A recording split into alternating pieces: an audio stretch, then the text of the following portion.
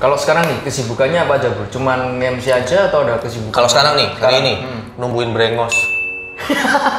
Di masa-masa corona ini, nah mulai di kontak IO, mulai di kontak klien-klien, jatuh bangun komplain kanan kiri, komplain klien, komplain IO juga pernah, sempet nggak mau dibayar sama klien juga pernah. Temukan passionmu, terus kembangkan passionmu, terus belajar, jangan pernah puas gitu. Jangan money oriented. Jangan money oriented.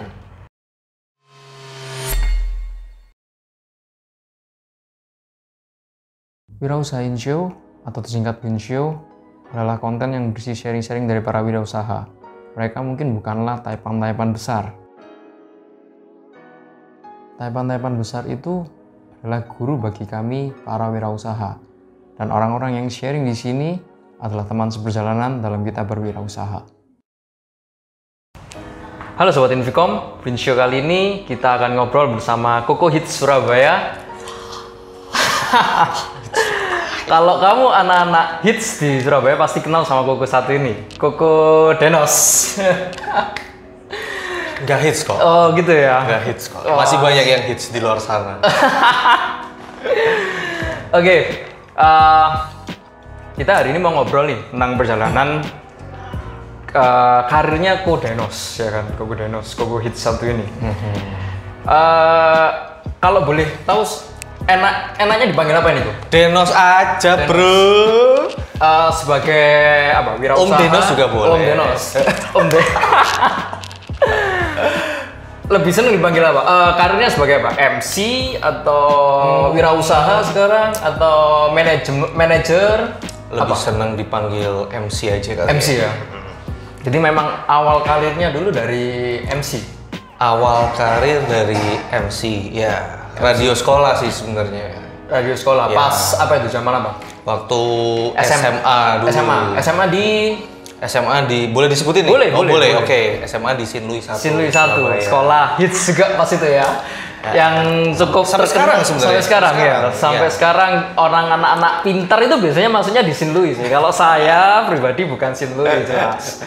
Makanya nggak kenal Koko Denos dulu. Iya. Kenalnya sama istrinya dia malah. Ya kan. Jadi perjalanannya dulu dari radio sekolah. Dari radio sekolah. Jadi tahun 2008 kalau nggak salah. Waktu kelas 2 SMA ada radio sekolah. Jadi Sin Louis itu bukan pertama kali sih, kayak mengeluarkan kembali ekstrakurikuler radio sekolah. Jadi dulunya sudah ada, sempat stop waktu itu. Ya, kalau ceritanya waktu itu kan gurunya tuh Opang. Dia juga MC. Mungkin teman-teman Surabaya tahu ya MC Opang gitu kan. Dulu dia yang ngajarin radio sekolah di tahun 2008 itu. Muridnya itu cuma berapa kepala termasuk aku. Terus yang bertahan cuma aku. Waktu itu ya, waktu itu yang bertahan cuma aku. Jadi dari itu waktu itu ekstra kelas 1, kelas 2, kelas 3 atau kelas 1, kelas 2 aja? Kelas 2. Oh, khusus anak kelas 2 aja? Bukan, baru ada lagi waktu aku kelas 2 SMA. Jadi peserta yang ditambahnya itu terdiri dari kelas 1, 2, 3? Oh, terserah. Oh, terserah, ya, boleh ikut semua? Boleh. Tapi boleh. yang bertahan cuman aku. Denos? Itu cuman berlangsung beberapa bulan, nggak sampai 1 semester. Yang bertahan cuman aku. Terus akhirnya sama Opang, atau sama gurunya itu diberhentikan gitu kan. Terus aku sama Opang disuruh coba MC. MC di radio sekolah? Bukan, ya acara-acara sekolah. Pensi kayak gitu-gitu? Semacam ya, misalnya Sin Louis dulu itu kan banyak sekali acara, nggak tahu sampai sekarang ya. Internalnya tuh banyak sekali acara, nggak tahu yang basar, nggak tahu yang pensi, terus ada yang namanya kayak lomba olahraga kayak gitu kan. Aku yang MC terus. Jadi dari situ belajarnya MC sekolah. Terus 2009 awal, setahunan berarti ya? Dari 2008 ke 2009? Ya, itu teman sekeangkatan tuh kan banyak yang Sweet Seventeen tuh, yang dinner. Berawal dari situ juga lompatannya, MC di Sweet Seventeen-nya teman-teman, dinnernya teman-teman, ABC gitu. Terus baru benar-benar dikomersilkan sih begitu lulus SMA. Oke. Nah, kita flashback dulu tadi ya. Nah, apa yang membuat kamu bro pas itu kok tak coba deh ikut ekstrakurikuler ini? Apakah cuma coba-coba atau memang awalnya sudah ada passion pas itu? Awalnya sudah ada, bukan passion sih, udah ada minat sedikit lah. Waktu zamannya aku jadi undangan Sweet Seventeen di acaranya teman-teman gitu kan, ngeliat, wih MC waktu itu zamannya MC-nya yang paling sering nih ya. Kalau teman-teman Surabaya mungkin tahu juga, yang paling sering tuh Ko Alvin sama Ko Yohanes Albertus. Udah. Kalau ke Seventeen ya, tiap minggu kalau nggak Ko Alvin Koyo, Ko Alvin Koyo, Ko Alvin Koyo, dan cara mereka membawakan acara itu bagus dan lucu. Kalau MC Sweet Seventeen kan lucu itu kan salah satu syarat gitu kan.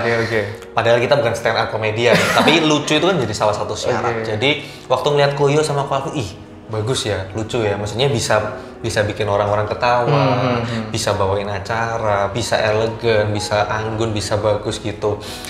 Minatnya berawal dari situ. Nah, kenapa kok memutuskan untuk ikut ekstrakurikuler radio? Karena cuman ekstrakurikuler inilah yang bisa menjadi batu loncatan atau batu pembelajaran gitu. Oke. Nah, berarti awal-awal di Sweet Seventeen tadi yang Dennis ceritakan belum dapat bayaran atau sudah ada? Kalau kita ngomong bayaran waktu awal-awal mulai waktu MC di Sweet Seventeen-nya teman-teman ya cuman bayaran terima kasih ya, ucapan terima kasih kan. Ada yang bayar cuma pakai voucher apa gitu ya. Pernah juga waktu zaman dulu kasih angpau isinya gomban 50.000 gitu ya. Pernah juga. Terus karena belum aku komersil kan, karena aku merasa bahwa aku belum seprofesional itu waktu kelas 3 SMA kan tahun 2009 gitu kan. Terus jadi bener-bener baru aku komersilkan begitu lulus SMA, awal masuk kuliah sama opang udah disuruh, udah komersilin aja, pasangan gas gini dulu, gitu.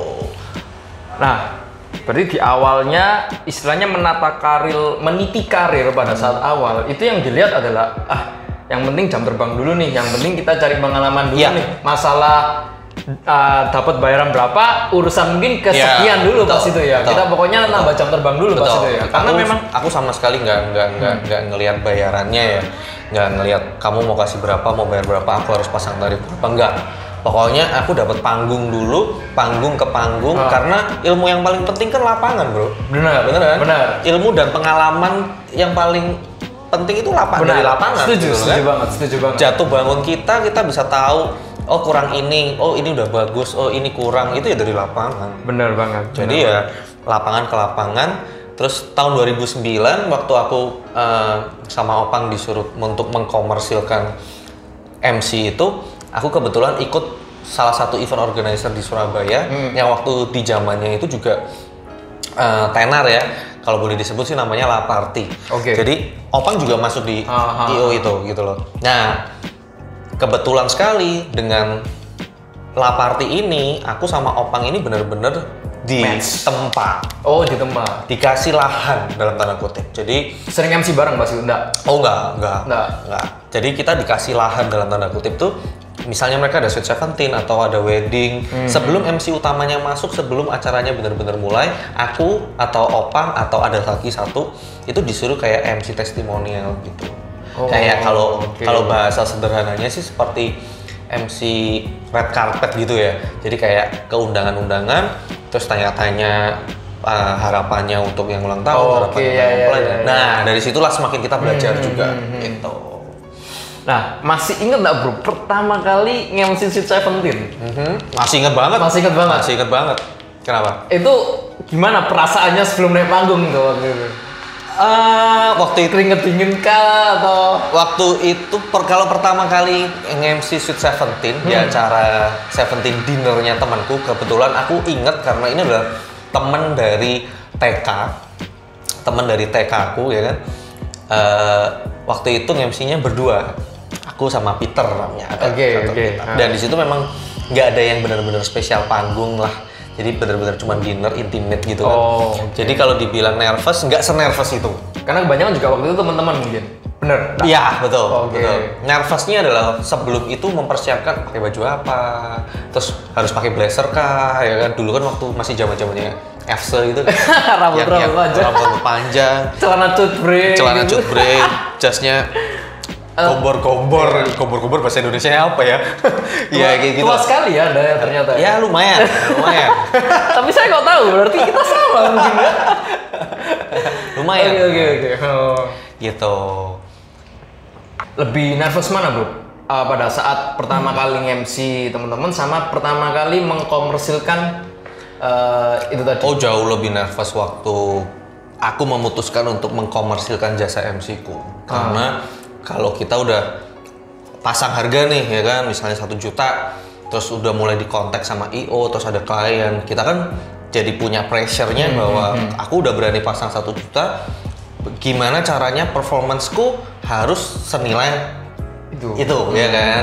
Ya mulai dikontak IO, mulai dikontak klien-klien, jatuh bangun komplain kanan kiri, komplain klien, komplain IO juga pernah, sempet nggak mau dibayar sama klien juga pernah. Nggak mau dibayar sama klien nggak mau bayar, Kenapa pas itu? Karena ada salah satu job yang aku keluarin di panggung yang nggak masuk di, ya dia nilainya sih menyinggung perasaannya, tapi akhirnya juga ya udah, akhirnya juga dibayar gitu kan. Ada juga pengalaman datang telat karena macet dan segala macam, telat terus mepet, briefingnya cepet-cepet, banyak banget lah kalau itu, banyak banget. Nah kalau kamu bilang tanya nervous itu step by step sih. Jadi itu ya tadi ya, mulai mengkomersilkan diri itu udah mulai nervous kan. Terus udah mulai terbiasa dengan Seventeen, udah bisa naikin harga ya kan. Kalau dulu kan zamannya masih kartu nama tuh ya. Oke. Nggak ada sosial media. Ya, kartu nama. Aduh, susah kalian dah ya, Pak ya.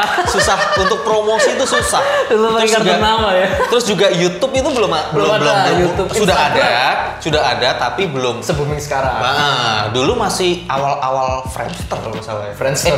Enggak, awal-awal Facebook. Facebook.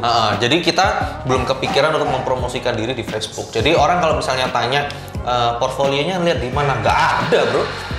Portfolionya ya kita harus ketemu, kasih lihat rekaman sendiri gitu. Terus dulu juga belum ada manajemen kan kita. Terus ya itu kebiasaan Seventeen.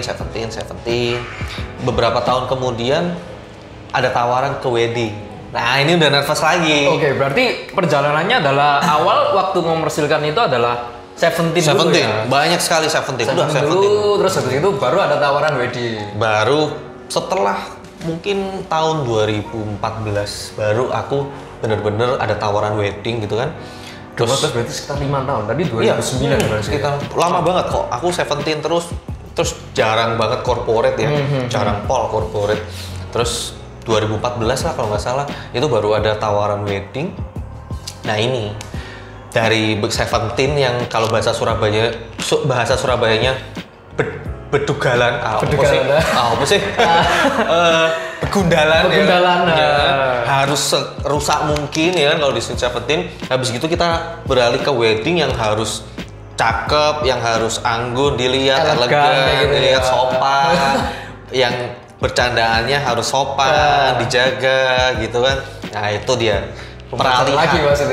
peralihan inilah yang benar-benar aku nervous kalau mau manggung di wedding.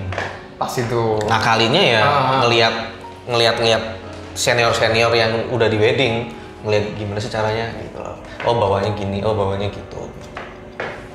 Sorry, background pendidikan dari SMA lanjut kuliah? Lanjut kuliah di Ilmu Komunikasi UK Petra Surabaya. Berarti pas itu sudah nyambi MC juga, tapi juga kuliah juga? Sudah. Dari kuliah ini udah MC, terus sempat ikut IO itu kan. Sudah. Jadi memang dari kuliah pemasukan utama sudah dari MC. Gitu. Jadi dari kuliah sudah punya pemasukan lumayan. Puji Tuhan. Oh. Ya ini tapi adalah perjalanannya tidak mudah, bro. Oh, tidak mudah. Kayak gitu. Karena memang benar yang diomong sama kebanyakan orang yang mungkin untuk kerja di entertainment itu memang butuh mental yang kuat. Gitu. Well, sebenarnya tergantung cara kita menyikapi sih gitu. Jadi tapi basically mentalnya harus kuat juga sih. Selama perjalanan itu bro, pernah nggak bener-bener berada di titik terbawah pas nge-MC? Pernah banget. Kok kayak gini, kayak gitu? Pernah banget. Mau menyerah kayak gitu? Kalau menyerah tidak, tapi kalau titik terendah yang benar-benar grogotin yang benar-benar menguras menyayat hati, perasaan hati. gitu pernah. Jadi memang pernah aku pernah punya pengalaman waktu masih kelas 3 SMA gitu. Waktu belum benar-benar mengkomersilkan gitu kan.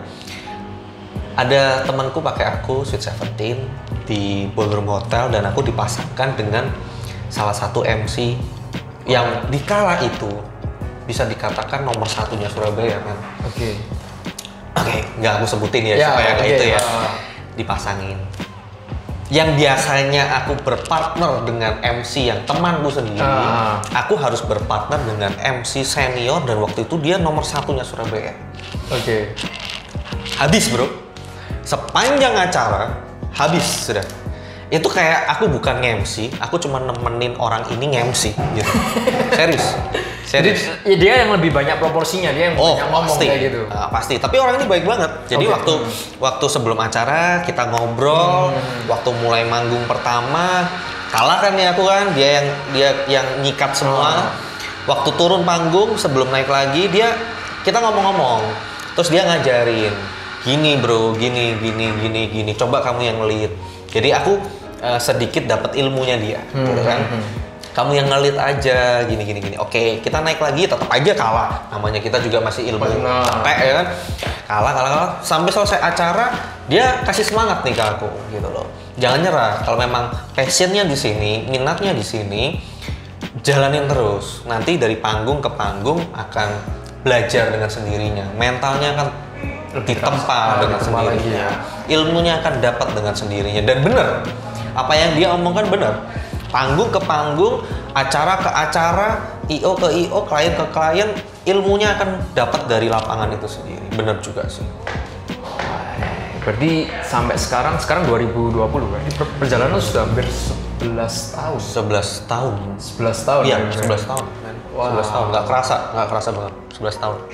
Sekarang terpaut sama yang Sweet Seventeen aja udah 13 tahun soalnya.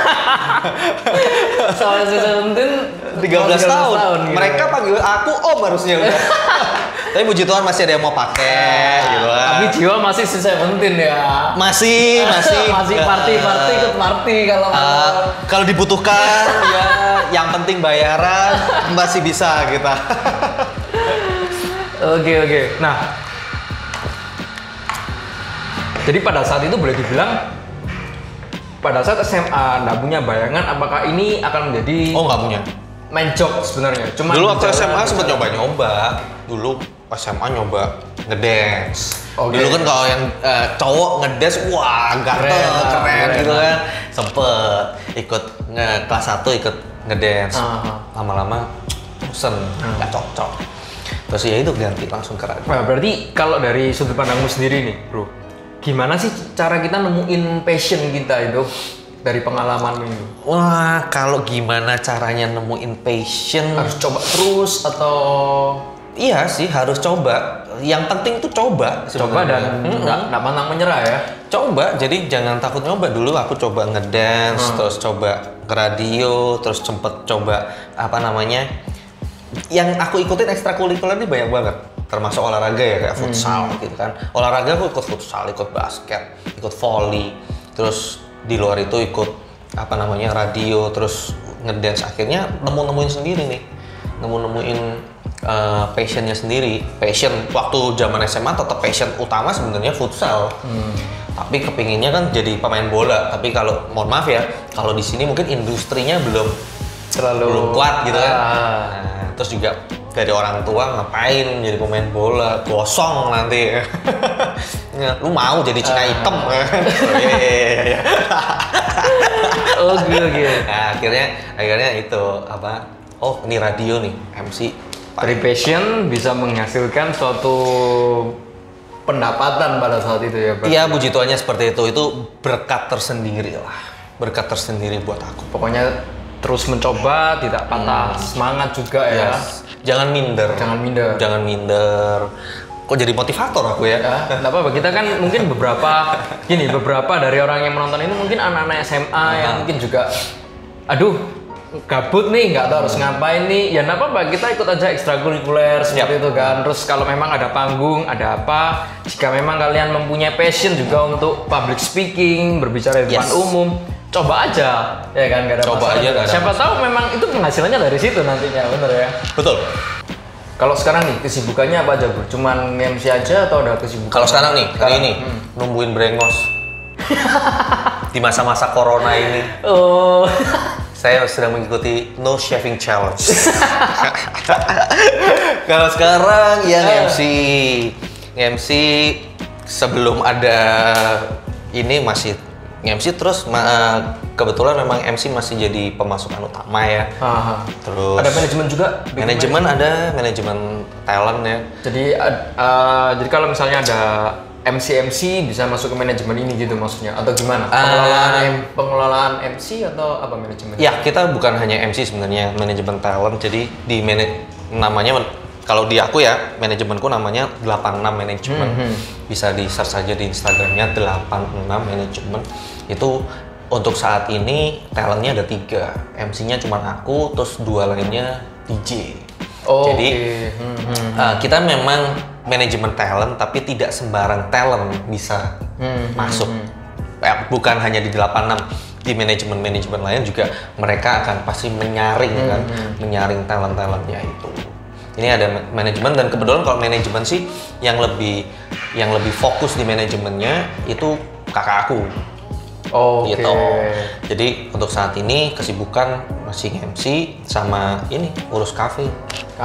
Stock and Brew yang baru dibuka nih. Wah, lokasinya di Raya Dharma Husada Indah C10 nomor 55. Baru dibuka berapa? Tanggal 1 Maret kemarin. Wah, belum 1 bulan. Belum 1 bulan. Nah, apa yang membuat kamu pas itu kepingin coba untuk buka kafe istilahnya dari jasa kan ya, sebenarnya jasa MC lalu masuk ke dunia wirausaha? Sebenarnya pemikiran apa Bas? Tidak ada pemikiran khusus pingin buka kafe atau kedai kopi, enggak sebenarnya. Karena dulu di tahun 2014 juga itu aku pernah buka sushi, makanan sushi. Tapi cuman kecil-kecilan, cuman stand biasa, dan gagal. Gagal itu dalam artian profitnya tidak menutupi pengeluaran. BEP sih BEP, tapi ternyata sepanjang jalan profitnya, peminatnya turun. Bukan kita nggak ngomong profit ya, peminatnya turun. Dan setelah aku lihat-lihat, memang salah di segalanya, salah lokasi, salah item, salah partner juga. Rugi? Ruginya nggak. Rugi ya, kita ngomong nggak rugi sih sebenarnya, karena udah BP. Terus kalau kita ngomong rugi tenaga, kita dapat ilmunya. Ya kan, kita dapat ilmu itu yang penting ya, apalagi dalam berwirausaha ya. Ilmu, pengalaman. Oke, aku gagal, aku salah. Kenapa kok bisa demand-nya turun? Ternyata lokasinya salah nih. Terus ternyata yang aku tangkap nih ya, sushi, makanan sushi atau makanan Jepang itu nggak bisa kalau kita jual di tempat yang sembarangan. Waktu itu tempatku memang kayak food court panas gitu, nggak bisa. Orang mau makan sushi, orang mau makan makanan Jepang, maunya tempatnya enak dan dingin gitu. Aku mau spend duit lebih, aku mau makan enak. Nah itu dia. Akhirnya ya udah tutup aja. Tutup. Terus sebenarnya udah dari dulu. Aku kan married tahun 2016. Aku sama istri itu memang udah kepingin. Kebetulan istriku juga bergerak di dunia wedding industry di Surabaya ini. Jadi aku sama istri kepingin buka sesuatu yang lain lah selain di bidang wedding gitu kan. Udah dari lama, terus kita ke pending, punya anak, ke pending. Akhirnya salah satu teman baik kita menawarkan kerjasama Talk and Brew ini. In the middle of nowhere, dia nawarin Talk and Brew. Dia kasih tahu proposalnya seperti apa, sebegini, budgetnya segini, lokasinya segini. Kita lihat lokasinya bagus, secara budget masuk.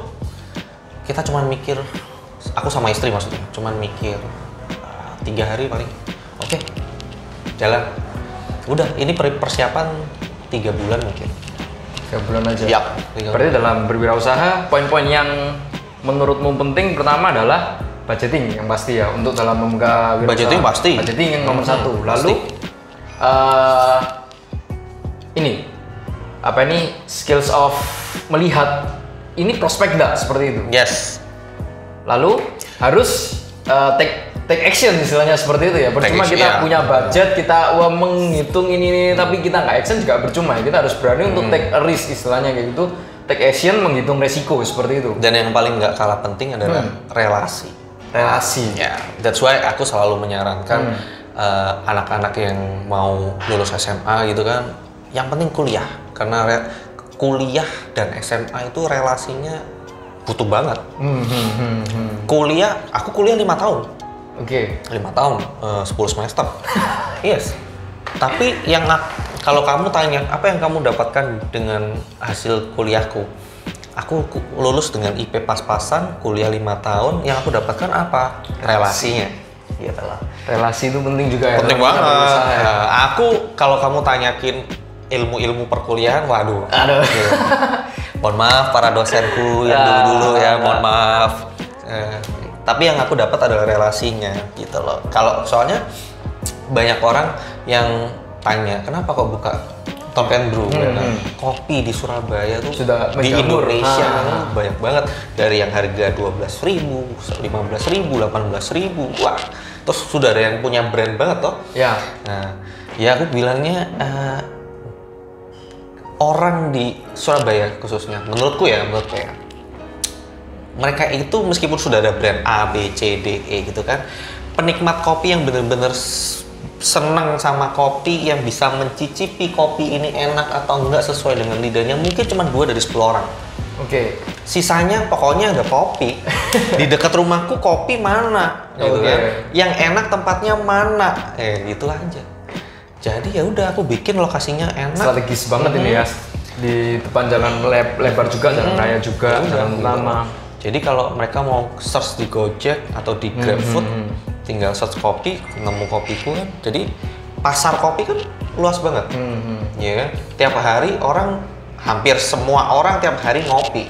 Benar, saya juga. Aku memang Talk and Brew ini dalam tanda kutip hanya ikut meramaikan industri kopi aja. Tapi tetap sementara ini yang mainnya tetap MC itu tadi ya. Yes, untuk sementara ini. Karena ini kan juga baru buka. Nah, pengaruh nggak bro sama kondisi kita bisa bilang dunia saat ini ya, dengan adanya virus corona kayak gini, pekerjaan-pekerjaan yang lagi jalan? Yang paling berpengaruh adalah wedding industry kalau dari kerjaanku. Wedding industry. Yes, wedding industry ini nggak cuma aku aja, teman-teman vendor yang lainnya yang bekerja di dunia wedding atau di dunia event di Surabaya pasti kena dampaknya. Banyak yang cancel ya istilahnya. Cancel, postpone, everything, semuanya gitu. Banyak yang karena nggak boleh ada dari pemerintah, nggak boleh. Dan apesnya lagi ini masih belum tahu sampai kapan. Nah, oke. Kalau untuk cafe sendiri ada pengaruh juga? Berpengaruh, tapi puji Tuhan setiap harinya masih nutup ya, online kita masih belum masuk ke GoFood, GrabFood. Tapi dari timnya Talk and Brew sendiri, puji Tuhan tiap harinya masih bisa online, secara online. Berarti memang penjualan online ini membantu ya? Sangat membantu di saat kondisi-kondisi seperti ini. Ya, masih berharap sih semoga Corona nggak terlalu lama lah. Corona lama banget sih lo. Semoga ini cepat berlalu sehingga perekonomian bukan hanya kita para pengusaha, tapi memang berdampak ke hampir seluruh wirausaha Indonesia. Betul, hampir semua sektor. Hampir semua sektor terpengaruh. Semoga ini cepat berlalu juga. Yes. Nah, berarti kalau sekarang ini proporsinya sudah sama atau masih tetap banyak Sweet 17 bro? Oh, sekarang malah udah banyak wedding pak. Lebih banyak wedding kan? Lebih banyak wedding. Ngikutin umur MC-nya mungkin? Mungkin ya. Mungkin ngikutin umur ya. Lebih dewasa, lebih banyak apa ini kumisnya kayak gitu ya? Oh enggak, ini kalau corona udah habis tak cukur lagi. Mungkin ya. Sekarang lebih sering ke wedding karena kalau 17 udah kalah cepet kalau mau booking sama wedding. Kalau orang-orang wedding kan setahun sebelum kayak gitu kan. Gitu. Tapi ya kadang-kadang masih kepingin 17 gitu. Soalnya kita harus masih punya jiwa muda. Kalau wedding terus bosen Kayak gitu ya. tapi ya nggak apa-apa sih, pokoknya ada job aja. Kalau budgetnya sendiri lebih besar mana sih bro? Kalau boleh tahu bro? Hampir sama. Tapi kalau wedding bukannya lebih lama? Enggak, sama juga. Oh enggak, kalau dihitung jamnya, hampir sama juga. Hampir sama kan? Karena kalau Seventeen itu kan rata-rata kalau di Surabaya tuh mulainya molor. Jam 6 undangan, mulainya setengah 8. Selesainya Orang Indonesia jam setengah 11. Kan ada DJ-nya ya. Wow. Kalau wedding undangan jam 6, biasanya orang-orang mulai jam 7 paling telat. Jam 10 mereka sudah. Jam 9 rata-rata udah closing. Ya. Tapi lebih santai kalau misalnya MC wedding ya? Lebih santai. Nggak lebih, energinya nggak lebih. Iya dong, kalau Seventeen ya inilah, karena untuk MC Seventeen kita berurusan dengan anak muda, jangan sampai energi kita kalah dengan yang muda-muda, karena kan Seventeen Pak, kita harus hype. Kalau menurutmu bro, dari orang MC ya, penampilan itu pengaruh nggak? Pengaruh, sangat berpengaruh. Jadi penampilan ini lebih dari bentuk badan, terus fit bajunya juga. Itu presentasinya berapa? Bisa 80% dari. Sebenarnya tergantung kita menjual diri kita seperti apa. Kita ngomong MC itu kan sama seperti kayak artis-artis di Jakarta kan. Artis-artis di Jakarta ada yang ganteng, ada yang jelek, ada yang apapun. Sorry ya, mohon maaf. Artis juga yang cacat pun ada. Oke. Ya kan? Mohon maaf nih. Itu bagaimana kita menjual diri kita. Let's say, mohon maaf ya, si Opang itu Paulus Sugio Pranoto, Opang, mana gantengnya? Coba. Tapi dia laku. Gitu Dia ya? rame di Sweet Seventeen, di Kids Birthday, rame banget dia. Di wedding sekarang juga udah. Jadi fisik sebenarnya nomor 2 sih sebenarnya. Fisiknya ada nomor 2. Cara pembawaan nomor 1 berarti. Ya tentu. Cara pembawaan maksudnya punya karakter tersendiri dibandingkan MC yang lain mungkin kayak gitu ya. At least, penting ya. At least adalah cara membawakan kita harus sudah punya basic MC. Basic cara MC, nggak tahu warna suara, gestur badan ya kan, body language, terus gimana cara membawakan suasana, banyak sekali sih. Kalau misalnya mau di trace poin-poinnya sih lumayan banyak ya di dunia. Itu semua kamu belajar otodidak? Otodidak semua. Atau pernah belajar maksudnya? Aku itu cuman pernah, aku nggak pernah yang bener-bener siaran radio, nggak. Jadi radio cuma radio sekolah, habis itu ikut lomba radio, menang, dapat hadiahnya adalah, salah satu hadiahnya adalah training, bukan training sih, kayak bisa siaran dengan penyiarnya Prambors waktu itu 4 kali dalam 1 bulan. Wow. Jadi untuk ilmu keradioan sendiri atau ilmu MC sendiri, aku belajarnya speaking lah istilahnya ya. Biasa, aku belajarnya otodidak.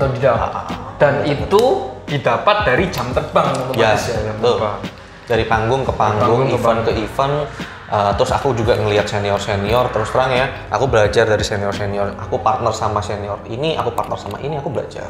Improvisasi terus, melihat kekurangannya di mana, memperbaiki diri terus, tidak cepat puas juga ya bro ya. Begitu ada manajemen, aku akan lebih ke, jadi misalnya kalau pas ada manajemen ini kan setiap event itu aku selalu ada asistenku gitu kan. Jadi kalau setiap kali manggung aku selalu tanya sama asistenku, ada yang kurang nggak gitu. Aku kurang apa atau apa. Kan ada juga kan, namanya kita MC, namanya kita manusia.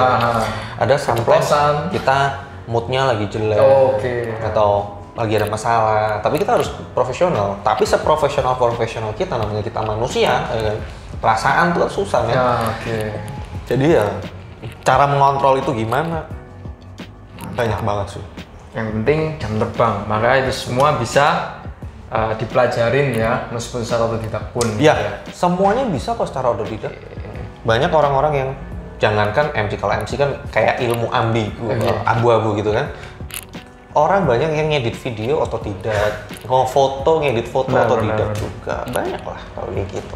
Temukan passionmu, terus kembangkan passionmu, terus belajar, jangan pernah puas gitu. Jangan money oriented. Jangan money oriented. Oke nih bro, kalau misalnya ada yang tertarik nih, MC dong di acaraku, bisa kontak silakan bisa. Nomor WhatsApp-nya Godenos atau manajemen. Kalau mau lihat portfolio manajemen kita bisa ke Instagram @86 pakai angka aja 86 manajemen. Oke. Terus kalau mau ke Instagramku sendiri Deno Suryajaya, tapi di situ banyak kehidupan pribadiku daripada portfolioku. Oke, nanti kita tampilin juga Instagramnya. Kalau nomor WhatsAppnya? Kalau nomor WhatsAppnya untuk booking bisa di 0822 33 711110. Oke, nanti kita juga tampilin juga nomor WhatsAppnya buat kalian yang mungkin akan ada acara-acara, entah itu wedding atau mungkin Sweet 17, nanti bisa tanya-tanya ke manajemennya. Atau mau sharing-sharing bisa main ke Talk and Brew. Wah, siap-siap, boleh juga itu. Yang mau tanya-tanya anak-anak SMA terutama yang mau ketemu Koko Denos, ya Koko Hits Surabaya, ya kan bisa main ke Talk and Brew. Ya, betul.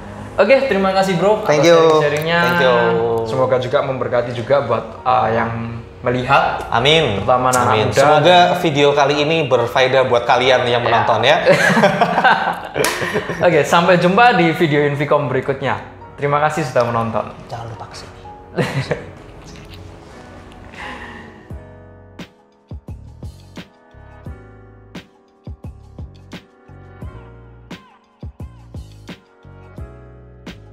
Jangan lupa like jika kalian suka video ini dan subscribe channel YouTube Invicom serta follow IG Invicom dan Surabaya untuk mendapatkan update produk terbaru.